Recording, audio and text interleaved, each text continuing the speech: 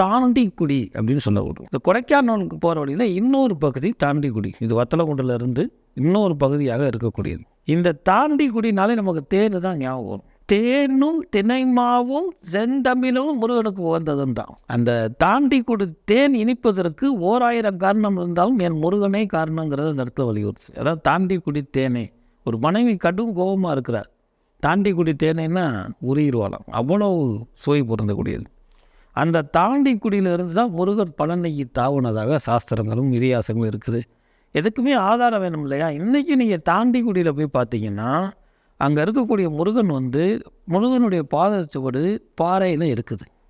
இங்கேருந்து அவன் அங்கே தாவுனதாக, அதை தாண்டி குடி.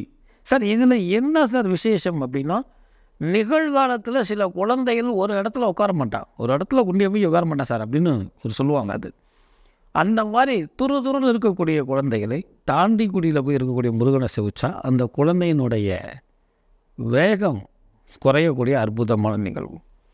அடுத்து இந்த தாண்டிக்குடி முருகனோட இன்னொரு விசேஷம் என்ன அப்படின்னா, சில விஷயங்களில் பயந்த சுபாவங்கள் குழந்தைகளுக்கு ஏற்படும். உதாரணமாக மேக்ஸ், அது 11th இருக்கட்டும் 9th இருக்கட்டும், சில பேர்த்துக்கு சயின்ஸ், சோசியல் சயின்ஸ் பிடிக்காது.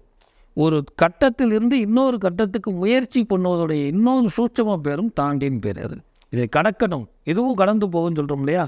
அந்த குழந்தை இதையும் இந்த சப்ஜெக்டை தாண்டணும் அப்படிங்கிறப்போ தாண்டிக்குடி முருகனை போய் பார்த்தா அந்த சப்ஜெக்டை தானாக வந்துடுவானா. ஏன்னா ஞானகாரகன் அல்லவா, சிவகுருநாதன் அல்லவா.